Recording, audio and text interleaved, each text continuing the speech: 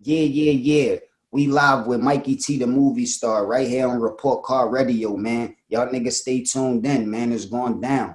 Philly shit. Easy. I was listening to the album, The Formula, new project. It's definitely dope. Cassidy, you're really rolling right now. You know, you have the science come out. Now you've got the formula out right now on all platforms. It's going to be followed up by the Wise Man. And you also appeared in DJ K Slay's Rollin' 50 Deep, man. What's going on with you? Just working, man. Staying consistent, man. I'm about to drop 3 projects in the 6-month time period. I dropped the first one October 6th. I just dropped the formula, and I'm gonna drop the next one February the 1st. So that's gonna be 3 projects in the 6-month time period. Like you said, I've been doing a bunch of features too. Aside of the K Slay one, I've been doing a lot of records with a lot of artists that's about to be released soon. We actually about to do another K Slay record like that, rolling 100 deep. About to go even more crazy with it. So yep, I know you're known for doing stuff like that. I remember one record you actually united many of the artists in Philly. What brought about this reconnection with DJ K Slay, Cass? DJ K Slay was like one of the first DJs I ever started working with when I came to New York. I think he was the first DJ, like mainstream DJ, to put me on a mixtape. So I've been rocking with him since I was a teenager, and just maintain a relationship over all of these years. And he know that I'm known for bars, so when he was putting together a record like that, he had to tap in. Yep, that was crazy. He had the new school. He had like Benny the Butcher on there. He even had guys like MOP on there, man. But that's dope to hear. Rolling 100 deep, because, man, that caught a lot of attention online. You know, Cassidy, you've been in the game for 20 years. Right now, how are you feeling about everything that's been going on as of late? You know, pandemic, quarantine, how much has it affected you?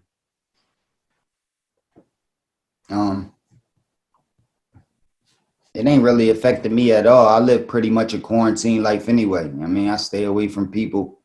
I be pretty much to myself and with my family anyway. So I ain't really have to switch too much in my life. I'm down here in Atlanta, so you know what I mean, most of the things has been open and still flowing smooth. So I ain't really been too affected. I guess by the world being affected, not as much money coming in because people ain't been able to work and been able to move around. There's less opportunities to do shows, to tour, even to get features done. You know, artists might be struggling, might not got the bag that they used to have. And so it could affect you in that way. But I try to stay busy and have a lot of other shit going. So if I come through a dry spot or a hard time in one area, I got other areas that hold me down. I've been out for so long, I'm used to this. This not the first like pandemic or like problem or trouble that I went through where I had to maintain. So I'm pretty good. So, Cass, on the album, The Formula, let's talk about The Formula a little bit. One of the first things that caught my attention that you says that was that you made your first $1 million. I want you to take me back to making your first $1 million. How did that change your life? I was young at the time, so it ain't really changed my life that much, the actual money.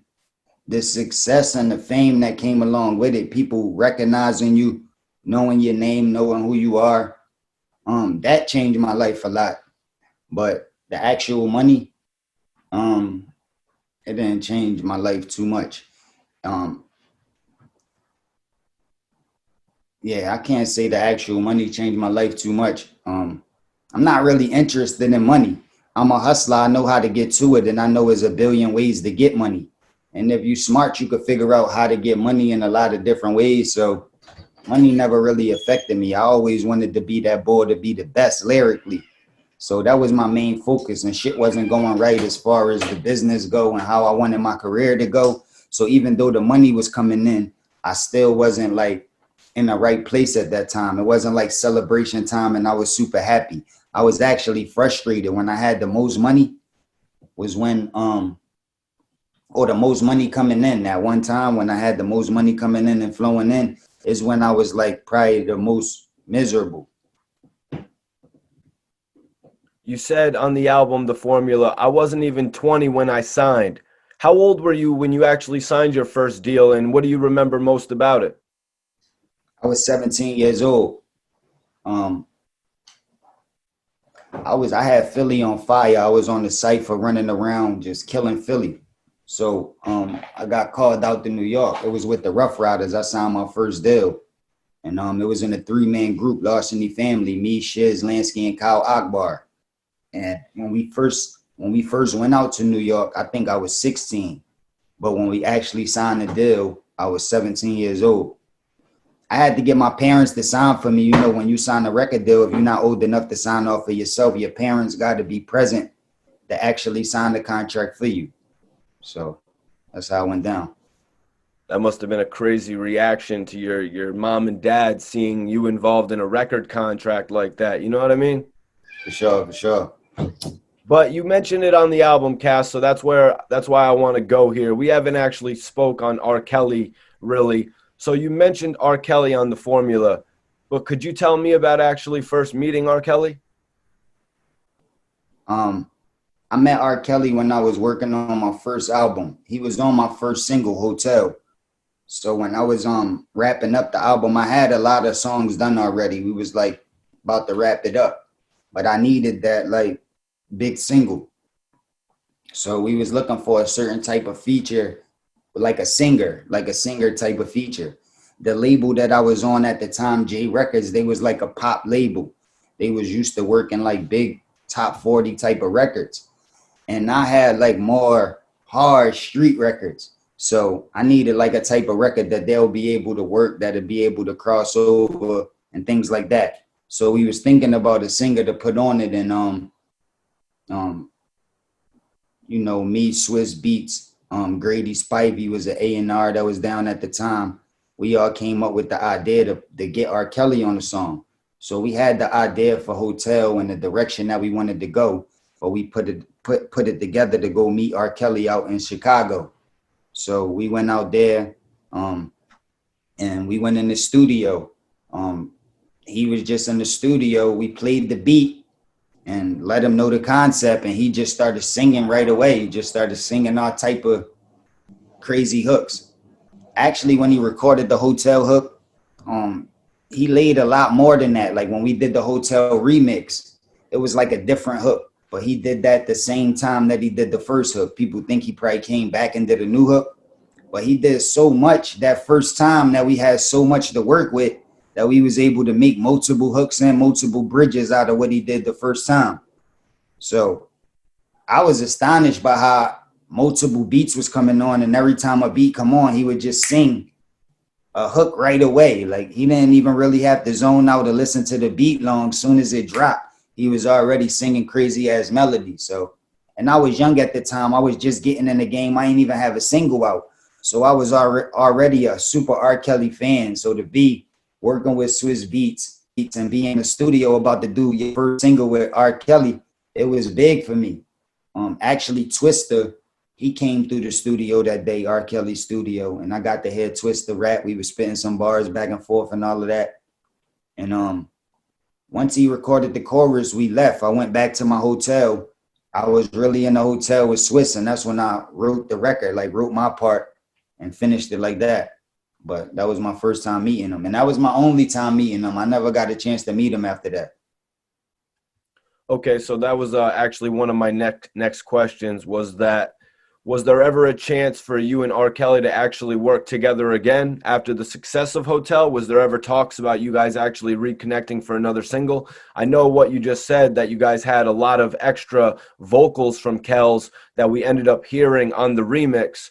So Hotel actually had a remix to it, but was there ever any future plans to pair up again? I think Hotel remix was featuring Trina. Yeah, it was Okay. Trina, the queen bitch. And Shout out to Trina. yeah, it was a big record, man. So, but I wasn't even responsible for putting the first record together with R. Kelly. So, after we did that record, we started to develop a relationship like through other people and phone calls. Like we never met up with each other, but we was keeping in contact through people, and we were supposed to work again, but it just never came together. actually was supposed to perform with R. Kelly one time. The second time that we were supposed to meet, we actually was in the same building, but we ain't meet up yet. I just met with his peoples. And it was on the tour when him and R. Kelly, him and Jay-Z had the Best of Both Worlds project out, and I think they was touring and they was doing Madison Square Garden. And I was supposed to come out with R. Kelly and perform that day, but there was a situation where like a fight broke out and the concert got shut down or something, so I never got a chance to perform with him, and I didn't get a chance to see him that day. So, Cass, we were talking about you were 17 years old. You signed your first deal. How many years later was it that you had done the record with R. Kelly? What was it, 5 years later? Nah, it was about, I would say like probably 4 years later, 4 to 5 years after I signed was when I did the song with R. Kelly. Because the first album came out in '03. So we might have did the record in probably '02, maybe. Yep. Maybe '02. So yeah, I would say like 5 years after I got signed was when I started, like I got signed at 17. I was signed to Rough Riders. That was just a production company. But I wasn't signed to a major label. Like I ain't have no budgets opened up. I ain't have no money. I didn't have no money invested into me. I just was signed to Rough Riders as a production company. So some people think when you get signed to a production company, that's just like a record label and that's it. That's the final stop. But no, people get signed to production companies and then they get signed to a major or some type of company that could distribute the music. So I didn't have that behind us. Me and Larceny Family, we was just signed to Rough Riders trying to work towards that. You know what I mean? So that's how I was able to get with Swizz, because he was down with Rough Riders at the time to start Full Surface, which was the production company that we started for me to get free from Rough Riders and do my own thing. So that process took years. I signed to Rough Riders when I was 17. For me to develop that relationship with Swizz and start working with him, it took about 3 years. And after I started working with Swizz, it still took a few years after that to get it off the ground. But once I started working with Swizz, I went to J Records, Clive Davis, and I got a deal with them. So Full Surface was my production company, just like Rough Riders was. But I got a deal with J Records as an artist. So they was my distribution. They provided the budgets, the money, and everything like that. And the production company is just required to make the album and then deliver it. You know what I'm saying? So when I got a solo artist deal with J Records, that's when money started coming to the table. That's when budgets opened up. I was able to get in the studio and pay for features like R. Kelly and do things like that. So that's when I started putting my project together around that time. And around the time, like when the Freeway battle happened, that was like when budgets started opening up and I started working on my project, but I ain't have no music out yet. I was still cooking. First of all, actually, before we even get into it, man, I want to say all due respect to Freeway, RIP to Freeway's son. Very sorry to hear about that. My condolences. It's crazy. Yeah, man. But I wanted to ask you a little bit about that notorious battle, man. And just, can you tell me how the battle with Freeway actually came about?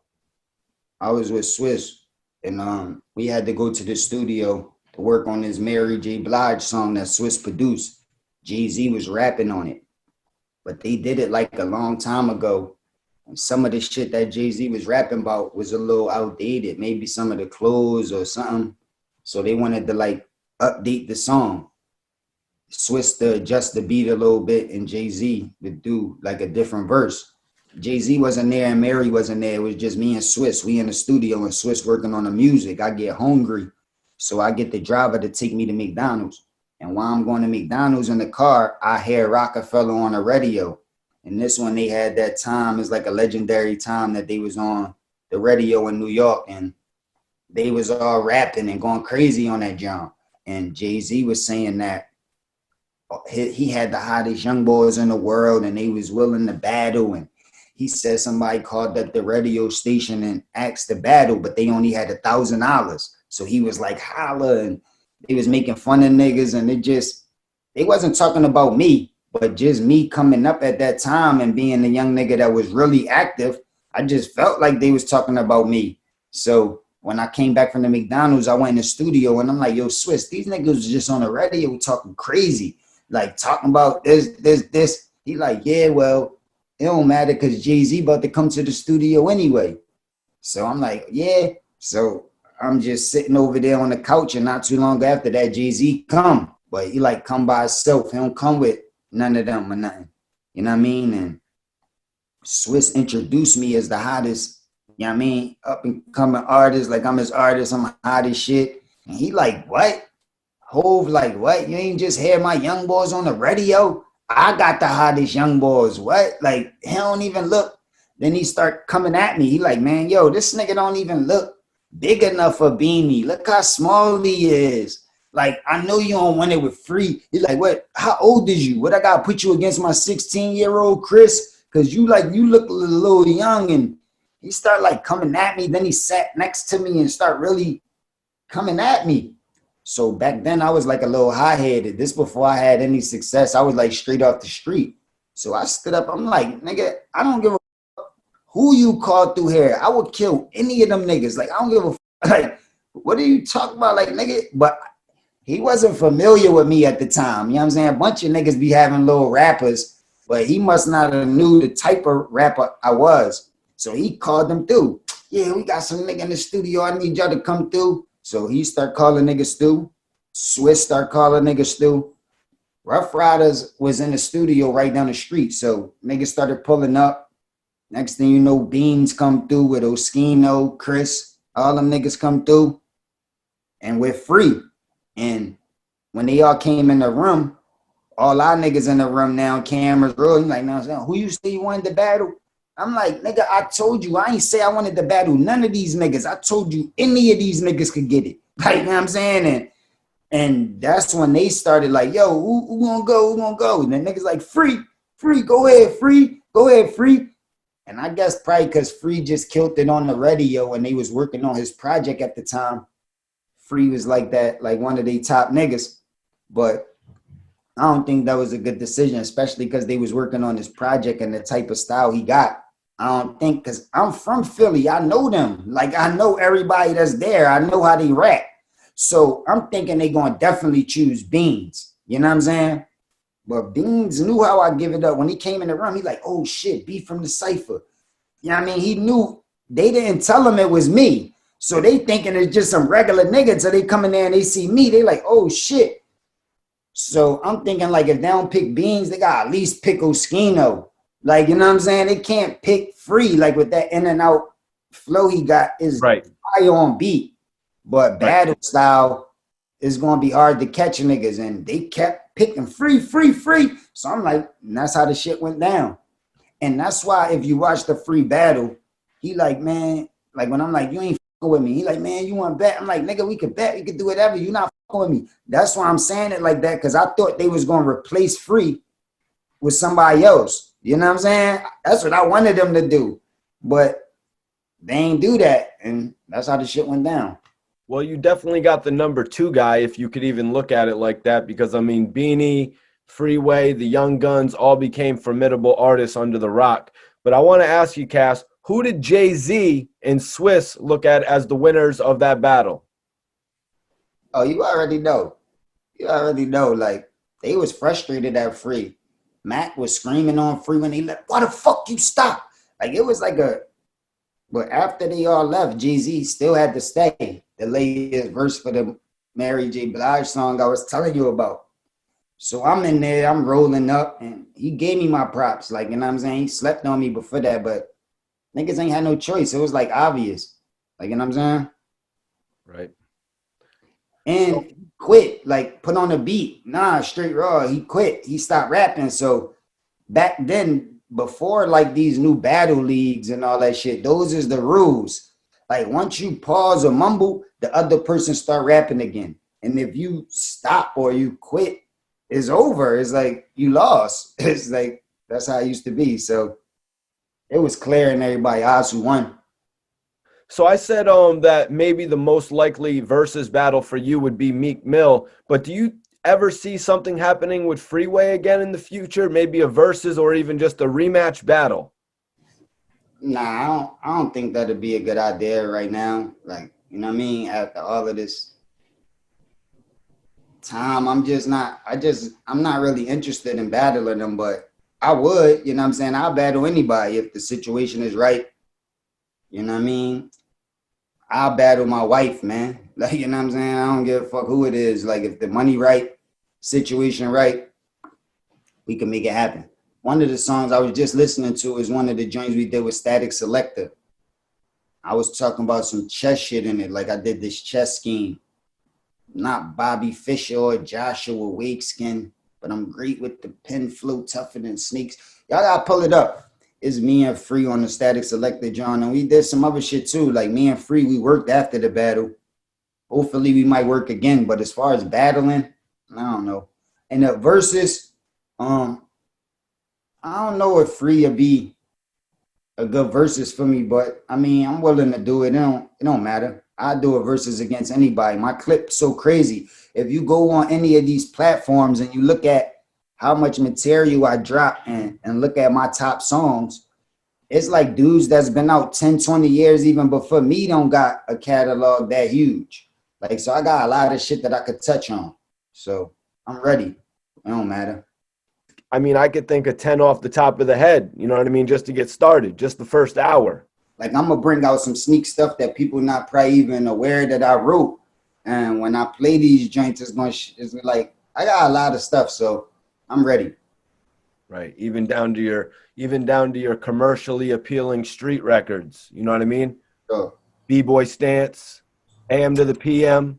That's the reason why I don't think I got no competition, because I go so crazy with the bars and just blacking out so crazy on that street shit and that hard shit that it's going to be hard to find anybody that could just go that hard. But if they do go anywhere near that hard, they'll never have top 40 records, like big records. So to do both is like pretty much impossible. And there's not too many artists that could match that. So it's going to be hard to find a person that'd be a good versus for me.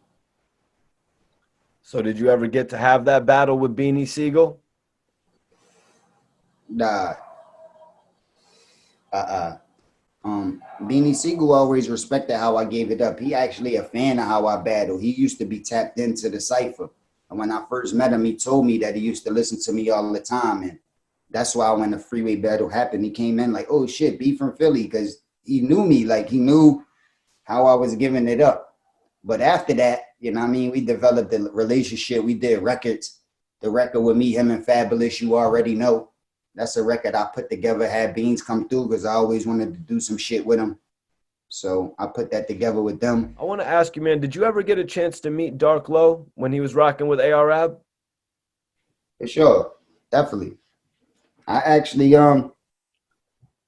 had Dark Low when I went up Power 99, a come-up show. We blacked out. I took A.R.A.B. up there one day. Dark Low was with me. Dark Low, Breeze, Brigettes. That's his name, right? Breezy. Yep. And Jag was with us. So we all went up to come up show. But I met Dark Low a lot of times. That's what's up, man. Could you Dark Low actually just got out of jail. He's actually just been released from the FDC. I just wanted to ask you a little bit about what you thought of his character. Also, I just wanted to welcome him home here on the platform as well. See, a lot of people from the outside looking in think that I had issues with people in OBH. Like, me and the people, nobody in OBH never even had an argument before. Like, I never even raised my voice, and nobody never even raised their voice at me before. Like, it's always been love. The last time I was around Dark Low, he was having some issues with his PO. And his PO was like giving him problems. It was so long ago, I can't remember the issue, but I think it was about traveling or the time he was staying out or whatever. So, you know what I mean? I had wrote a note to his PO to let him know that he was down doing his music shit. And I had him covered so he could move around better. You know what I mean? Made his PO ease up off of him. So that was the last time we was around each other. After that, I just seen him on the blogs when AR started going crazy on the blogs. He was just with him. Like, you know what I'm saying? So we never had no communication after that. But the last time I seen him, it was all love. There was no real issues between us. You know what I mean? So for you to actually bring Low up on the radio station with you, did Ab like approach you like, yo, this is my guy Dark Low, he actually raps too? How did that go about? Yeah, I knew them from, that's how I met them. I knew them from the beginning from rapping. You know what I'm saying? Like when I first got down with AR Ab, it was a different OBH. Like it was other rappers. Like, you know what I mean? Like some of them niggas that I said told on me when we all caught the case, they was like rappers that was down with Ab. You know what I mean? So it was different OBH. But as the years passed, he started getting more niggas and you know what I mean? He started telling me, yo, this nigga and this nigga and he, you know what I'm saying? And on the strength of him, I started to develop a relationship with them.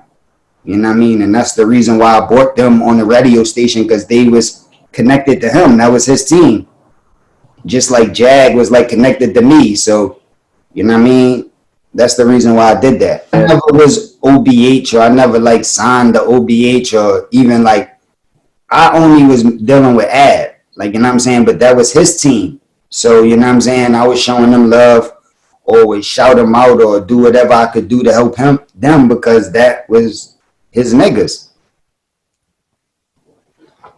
Thanks, man. Definitely appreciate that. Welcome home to Dark Low. Definitely a new story that many people probably haven't heard right there as well. Cass, that's a real thing that you did, man. It sort of reminds me of when Irv Gotti told me that he first signed Black Child. Black Child was on probation, and he was like, here's a $30,000 check. Take that back to your PO and let him know that you have a real job here. So that's commendable. You know what I mean? Giving Dark Low a platform like that so he could show that he was really about this music. Yeah, because I was on probation for the longest from dealing with that case, that situation, that shit I caught. So I know what it was like. But through the grace of God, I was able to work it out with all of the POs I had and figure out a way to still move around and make it happen. But I know the pressure that be on you. So that's why, you know what I mean? There was no problem for me to do it. As soon as he asked me, I'm like, yo, I got you. And he was moving around doing the music shit with me. Like, you know what I'm saying? When I had him around, see, people get this confused too. A lot of the blogs they talk about street shit and shit they used to do in the street. That's when they was in the street. But when they was with me, we was doing this music shit. You know what I'm saying? So it wasn't like I was lying. That's what them niggas was around to do, music. Like, I wanted niggas to be even more creative and go even more harder. The harder you go, the more you gonna get from it. So my shit was always just work ethic, keep it pushing, like, need more of this shit. Like, you know what I'm saying? And that's the tip I was on. Everybody let you know that's how I always carried it, and still to this day. Anytime niggas call me, I got my book in front of me, clip full, just banging out beats, just constantly working, never stop. And once you get in that mode, you become unstoppable. Nobody can stop you because you so locked in and it ain't nothing that you could do. So even on the dry times or the down times, you're going to be able to stay above water because you'll be consistent and constantly going in. You know, Poundside Pop has been making a lot of noise in Philly lately. For sure. Definitely making some noise. Did you ever get a chance to meet and interact with Poundside Pop? Nah, never. I never met him. I don't think so. I mean, you know, I met a lot of people in my life, but I don't think I ever met him. I don't believe I did. Niggas get on air like, nah, I met Cash. You came to my block when I was young. I said what's up to you. You don't remember? Like, I don't think I met him, though. You know what I'm saying?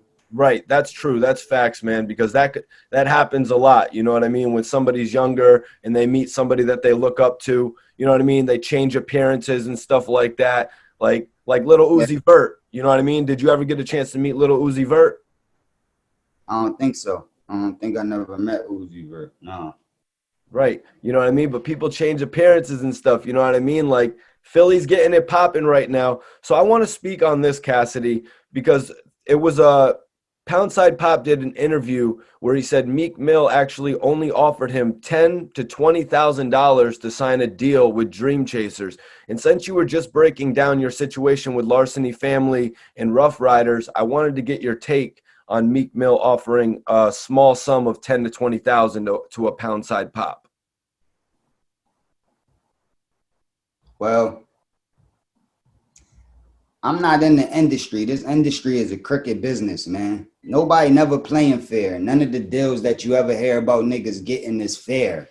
Like, it's always going to side towards the people that's cutting the checks. It's never going to be more on the side of the artist. That's how they set up the business to be. So I guess when you're an artist and you're trying to get into business, you got to make a decision what you're doing it for. Is it for the culture, or is it just for a bag? Is it just for money? You know what I mean? And that'll help you make all the decisions that you need to make in the future. But if you in it for the bag, all of the time, in business, whatever business you do, sometimes you might got to make sacrifices in the beginning to get the bag in the long run. And if you believe in yourself, sometimes you might got to do that. So I can't say what's the best decision. I don't even know what type of situation Meek was offering them or providing for them or ready to give them, or I don't even know what the situation was. But what I'm saying is sometimes don't just look at the money. You know what I mean? Sometimes opportunities is better than money. Sometimes people got a bunch of money and spending it every day trying to build connects and figure out how to get it done. And they got the money, but they just don't know what to do with the money. And people know that they don't know what to do, so they taking advantage, charging more, not really giving them nowhere to go. So they just blowing a lot of money. You know what I mean? So it ain't always about the money if you get the opportunity to be successful and shine and get lit, because now your brand is worth money. And if you figure out a way to capitalize off it, then you could be good. But every artist is not the same. Every artist don't know the same information, and every artist not trying to take the same grind. So I would have had to see the contract and to know the details to be able to elaborate more on that. But this is a business, and like what Popside did, if somebody offer you something that you don't like, you got the right to turn it down. You don't have to sign it. Nobody got a gun to your head like, yo, take this 10,000. If that's not what you feel like you worth, you feel like you worth more and you feel like you deserve a better situation, then turn it down and keep it moving and believe in yourself until the next situation come around. Because that's what I did plenty of times. Plenty of times I had to turn down deals, offers, opportunities that plenty of people were saying you should have took.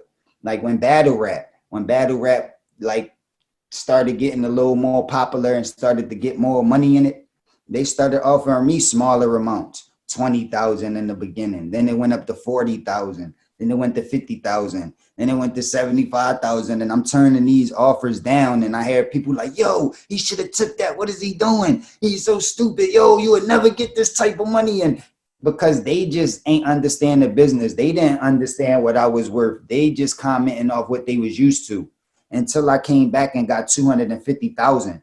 And then it looked like, you know what I'm saying? But if I would have took them lower numbers, I would have never been able to get to that number. You know what I'm saying? So these people just got to understand the business and what they worth and believe in yourself. And you don't got to take what niggas offer you.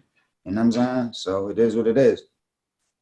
What's up, Cass, man? I appreciate you giving your perspective on that. But let me give y'all some, like a breakthrough story. Before Meek got his deal and before Meek got on with Rick Ross and them, I offered Meek a deal and he turned it down.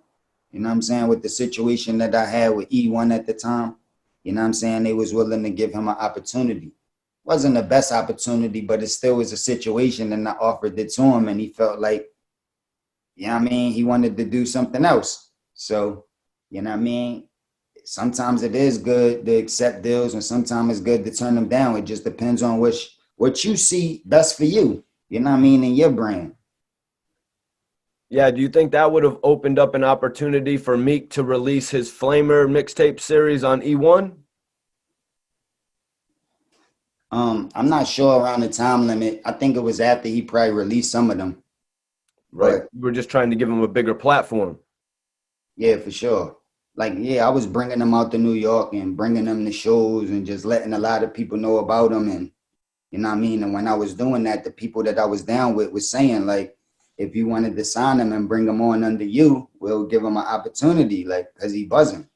So I let him know that, you know what I mean? And that's Yeah. how it goes sometimes, though. You know, you don't have to take deals if you don't want to take them. So if it wasn't enough money or it wasn't what you expected, you can turn it down. Or you could just counter offer. Like, you know what I mean? You can have your peoples write up something different and hand it back and see if they accept it or not. So I want to ask you about Gillie da Kid. Did you two ever have a relationship, being that you were both from Philly?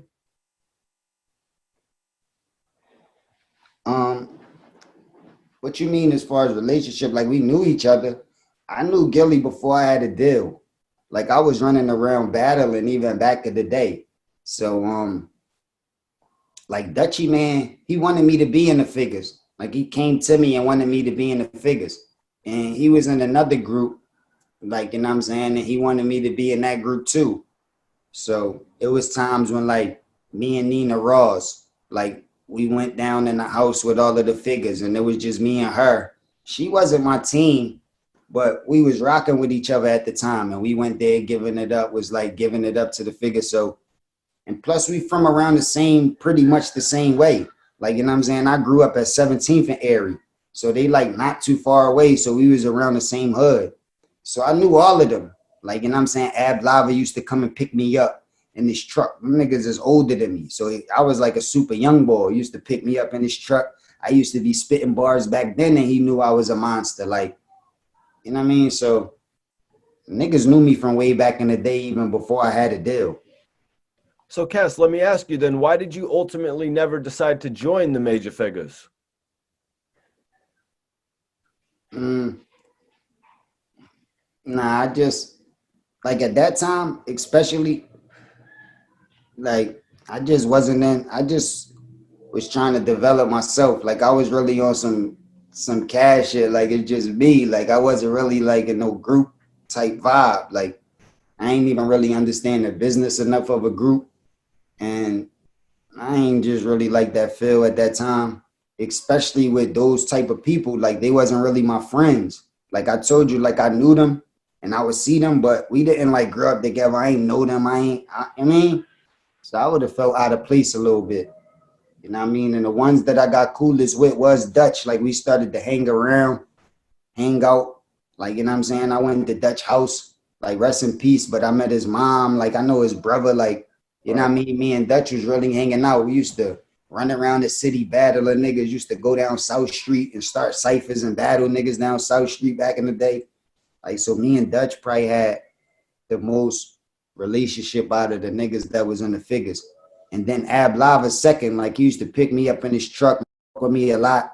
Like, you know what I'm saying? But he was like older. I really had a real relationship with his little brother, Anwar. I think he done life for a lot of time. I think he got life for a lot of time he booked, but that was my nigga, Ab Lava little brother, Anwar. That was my nigga, like, so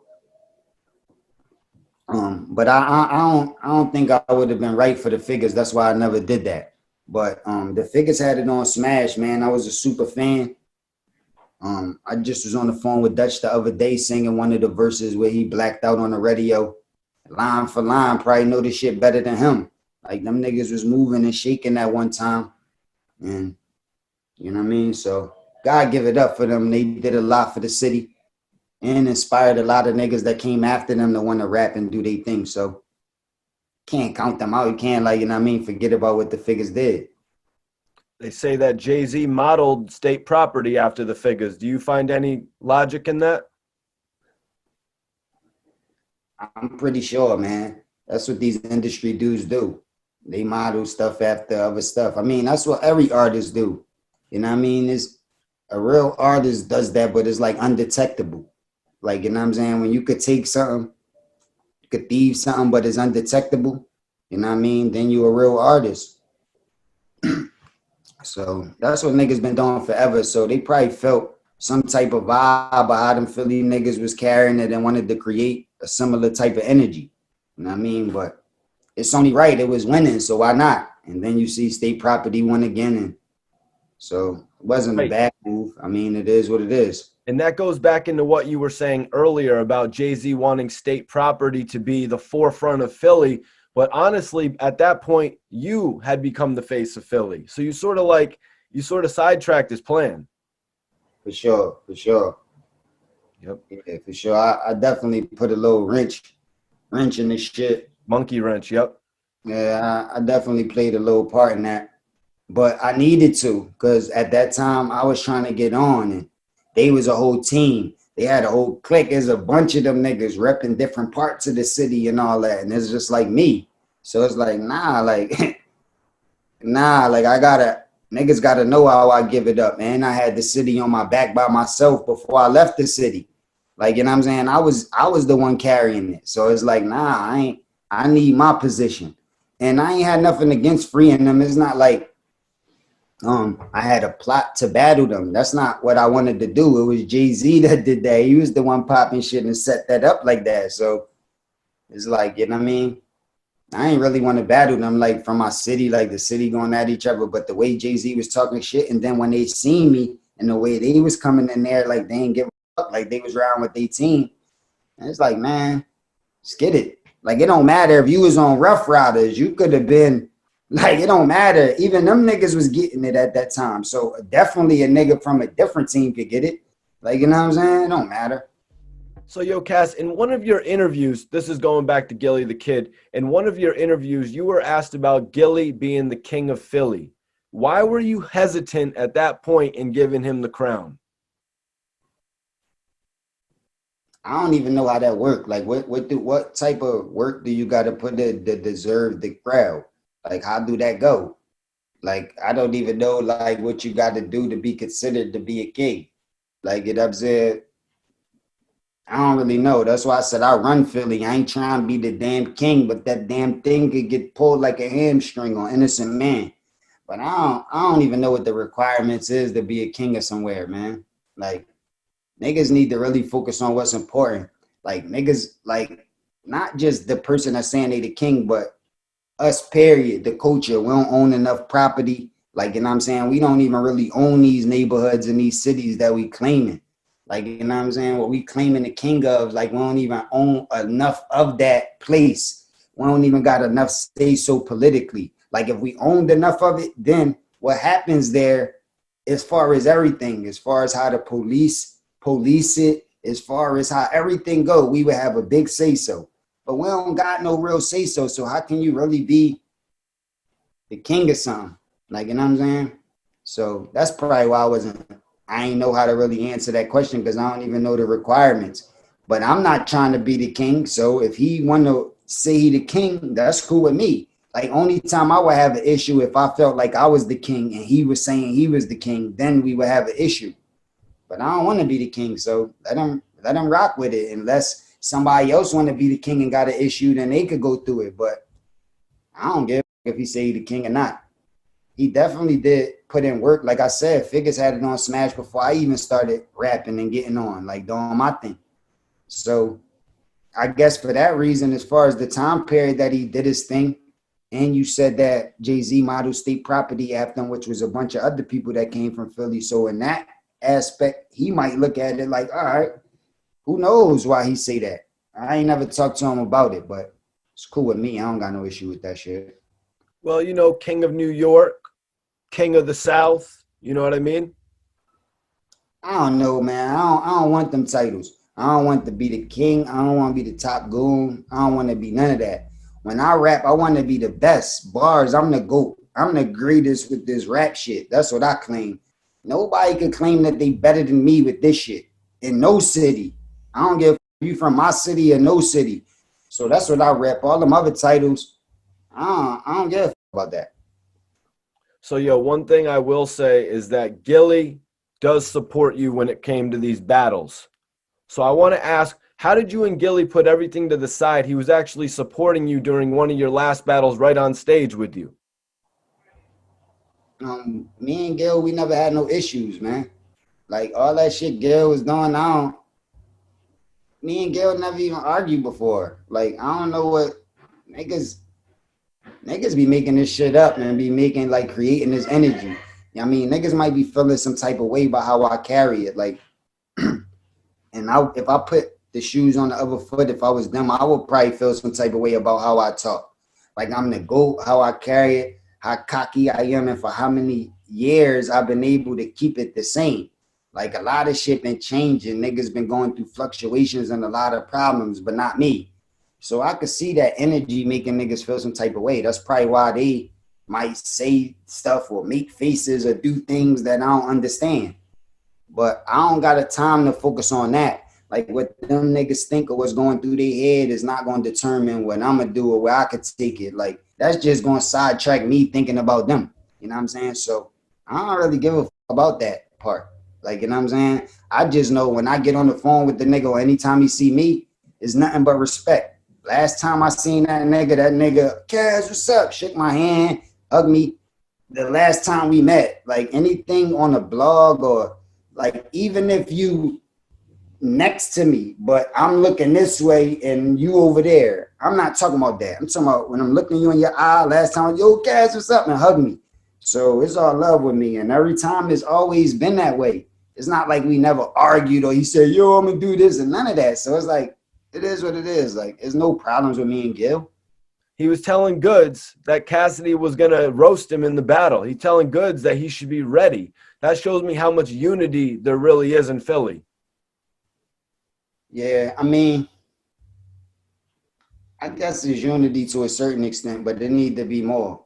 You know what I'm saying? Niggas need to figure out how to be unified more, and niggas need to figure out how to get money more together. I think that's the issue. It's a bunch of fronting and dumb shit going on, but niggas ain't really figure out how to bring a real bag to the table so a bunch of niggas could eat. Other cities figured it out. Other people figured it out, but I don't think Philly figured it out yet. And the people that did figure it out, they moved on. They went other places and they don't with Philly no more. You know what I'm saying? So it's like, I think we need to be more unified. Some of the shit we was talking about earlier, like with the Meeks, like it's always constant negative energy. Niggas is always beefing. Niggas is never seeing eye to eye in a city. Like, you know what I mean?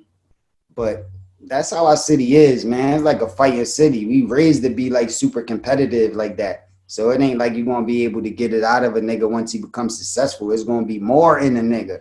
So I don't know. It's just gonna take people with leadership qualities and people that played a part for a certain period of time to try to do it. Like me. Like when I put that City of Beverly Slugs record together, it was people on that record that don't fuck with each other, that would have never did a record. And if it was somebody else trying to put it together or they was responsible for putting it together themselves, they would have never did a record with those people. But I made it happen because I was able to do it. You know what I'm saying? Me throwing that thing in Philly was able to bring people out and show people that the city is a certain way, like in a big way, like in a big look, like foreign sitting outside, like everybody partying the whole night. This shit is a sold out shit. Shit look lit for the city. Like, you know what I'm saying? It's just going to take people that's in position to start playing certain parts to help the younger niggas fall in line more. Because now all that they see is the key to success is dissing niggas and beefing with niggas and exposing niggas. And that's the key to success. Even to this day, like a recent project I just dropped called The Science. I dropped the project after that called The Formula, but on The Science is featured with K Walker. Another nigga from Philly doing battle rap and music, up and coming. You know what I'm saying? But I'm still tapping into the city, reaching out, doing shit with niggas to keep it moving. Like, you know what I'm saying? And I'm never gonna stop. Just did some shit with Brizzy on the beats. He on my new album. He did the Rule the World track. You know what I mean? Crazy producer from the city, up and coming, shutting shit down. Like, you know what I mean? So I'm still trying to tap in and work with the city and work with niggas. Like, you know what I'm saying? My graphic designer from the city, from Philly, Danny, like putting niggas on, just trying to, you know what I mean, constantly tap in with the city and bring niggas together in any way that I can. You know what I mean? Yeah, I just seen you and Cyssero in the same video. I was kind of shocked. Yeah, for sure. What video? Hold on, what video? It was it was a video that was after one of the rap battles. You know, when you was doing an interview and Cyssero had walked up. I was really shocked to see you guys together. It seemed like you guys had issues, but maybe it was just really a music thing. You know, I raised Sis, bro. Like from day one, I had Sis around me. Him and this nigga named Tanner Black, they used to be like in a little group. And I don't know if they was in a group or they was just close or something like that, but I know he used to bring them to my house. I used to teach them niggas about shit, how to put bars together. Them niggas used to hear my shit all the time. And because of that, when he started to get, started to do his thing, he got a lot of comparisons to sounding just like me. Everybody like, yo, you sound just like Cass. And it went from like, when you're trying to get nice and they say you sound like Cass, it could be flattering. But after you feel like you got your shit together and niggas keep comparing you, you could get frustrated.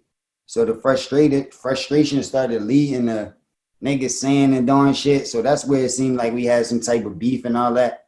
But there wasn't no real shit. Like I remember he was around with Game, and I seen him at a concert. We was doing like Summer Jam or some shit like that, or one of them type of concerts. You know what I'm saying? Out and he was fucking around with Game at the time, and we had to go run down on him like Game with me, like, you know what I'm saying? So as soon as I seen him, I had to talk to Sis, and I had to ask him like, yo, Sis, like, come on, bro, like, you know, like, I mean, like, stop it, man, like. But that was old shit, like, you know what I'm saying? That was old a long time ago. That video you seen was more recent, like, you know what I'm saying? I think like last year or something when we had the battle. So, you know what I mean? That shit was old shit. Niggas put that shit behind them. Sis cool. And I knew the reason why I was going like that. It's not because he really hated me or had no animosity. He just was frustrated with, you know what I mean, shit he was hearing and shit that was going on. So I kind of understood it, but, you know, I still had to address it a little bit. You know what I mean? So even when I used to do records, like, I was addressing him and Mook at the time when I did the block pop, but the strip for Rocks got a fist for bull pop shit, that hot shit I got a clip for. Like, you know what I mean? I was like sending little, but it wasn't a big enough issue for me to like really go crazy on him and like make it a big deal. And I knew it wasn't nothing from the beginning. So as soon as we got a chance to talk and all of that shit, patched it up, and that shit wasn't about nothing. What did you think about when the Game picked Cyssero up? And is that when you guys sort of disconnected? Nah, it was before that. When he got with Game, that's when I got the chance to holler at him about it. Right. You know what I'm saying? But Game always been my nigga. Like, y'all could pull up videos with me and the Game in the studio freestyling with each other. Game actually say I'm number one. Like, he like, yo, this nigga number one, I'm number two. Like, you know what I'm saying? Game always showed me love, had love for the bars and how I carry it. I fuck with Game.